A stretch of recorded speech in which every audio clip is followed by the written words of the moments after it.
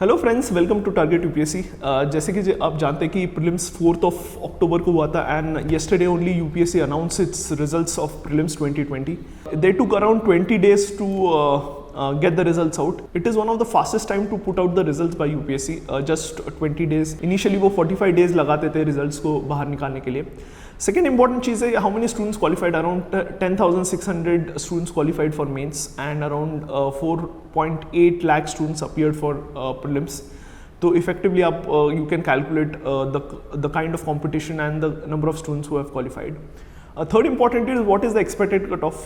The expected cutoff while talking to so many students and उनके results के बाद what I have realized is cutoff is around somewhere around 95 and forest का cutoff is 115 and तो उसके around है 2-3 questions here and there. बहुत सारे students जिनका 98 था वो भी qualify नहीं कर पाए और जिनका 92 था वो भी qualify कर पाए क्योंकि आंसर की में 2-3 question का variation and it makes a lot of difference in your preparation. तो बहुत important है ये चीज़ जानना. इसके बाद क्वेश्चन आता है कि जो स्टूडेंट्स क्वालिफाई नहीं कर पाए what should they do. I would like to tell you कि एग्जाम दो it is depend on hard work, dedication, perseverance, लेकिन इस साल का पेपर जैसे था थोड़ा सा ट्रिकी था, आउट ऑफ द बॉक्स था and it checked majorly your mental strength, your mental stability. Do not give up. I would suggest ki what you can do is take a one-day break and start preparing for next year. So many students who have qualified, I will make a different video for them, but this video focuses on students who could not qualify or who are planning to give one more attempt. One thing I would like to tell you is ki do not judge yourself by one prelims result. I have seen many students, even if you see rank 1 this year or many rank holders, they have qualified in second attempt, third attempt, even sixth attempt.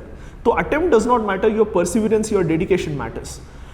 सबसे important है to identify the mistake कि क्या आपने mistakes किए हैं and to work on that. If you want to succeed, आपको वो सबसे important चीज़ करनी पड़ेगी. So many students are asking, so what should be the strategy for next 2.5 months? I would ask everyone to start your prelims preparation by 15 January. बहुत सारे students उससे late करते हैं इसलिए prelims qualify नहीं कर पाते. तो आपके पास अराउंड अक्टूबर 24 से 15 दिसंबर आपके पास टाइम है जब आप मेंस का प्रिपरेशन कर सकते हो. One important thing you should remember is अगले साल सिर्फ 82 डेज है. 82 डेज में से अगर 20 डेज प्रीलिम्स के रिजल्ट तक आप निकाल दो तो इफेक्टिवली आपके पास 2 महीने ही है एंड उसमें भी 4-5 दिन initially after the result after the prelims examination वो टाइम पास होता है. तो इफेक्टिवली आपके पास 70 डेज ही है. इमेजिन 70 डेज में पूरा मेंस प्रिपरेशन करना, इट्स रियली इम्पॉसिबल. जो स्टूडेंट इस बार दिसंबर एंड तक आपका मेंस प्रिपरेशन अच्छे से कर लेगा वही अगले साल क्वालिफाई करने वाला है. तो this is an golden opportunity for students who have not qualified to make sure that the preparation of mains is done till 15 January in such a comprehensive way that they are able to clear next year mains with ease. इसी को ध्यान में रखते हुए your focus should be to make crisp notes, handwritten notes on every topic possible from GS4, GS1 and optional.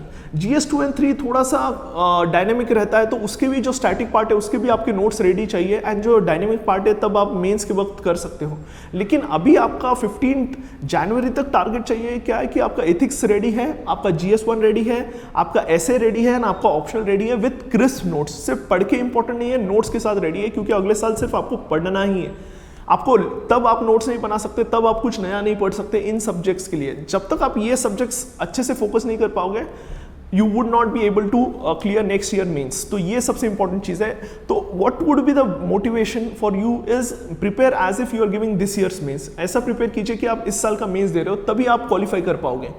अगर आप ये सोचोगे कि नहीं अभी से प्रीलिम स्टार्ट करते हो that would be the wrong strategy. I would tell you your strategy should be till 15 January. Prepare as vigorously for mains as possible. Set a target, short term target, long term target. आपका time table बनाइए.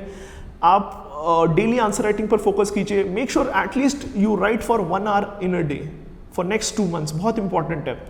एक चीज़ बोलना चाहता हूँ कि give up नहीं करना है. We are Target UPSC are with you. Your essay preparation is our responsibility. We are bringing a free course so you can join that course and complete your essay preparation.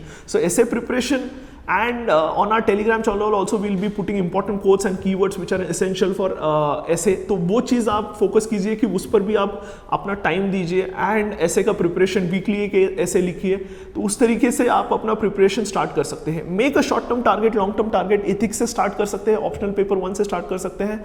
November and तक ये दोनों चीज़ें complete कीजिए, फिर दिसंबर में you complete GS1 या optional paper 2. तो अगर इस तरीके से आप 2 महीने में 4 अगर 1000 मार्क्स का प्रिपरेशन डन करते हो तो next year would be a cake walk for you. Hopefully you follow this strategy. For any question you can write in the comment box. आपके कोई डाउट्स है, क्वेरीज है, स्पेसिफिक क्वेरीज है, तो यही चीज़ मैं बोलना चाहता हूँ विथ रिस्पेक्ट टू प्रिपरेशन की. Make sure you keep your self focused, you keep yourself dedicated, and you work hard even more to crack this examination. We at Target UPSC are with you and would help you in your journey. Thank you.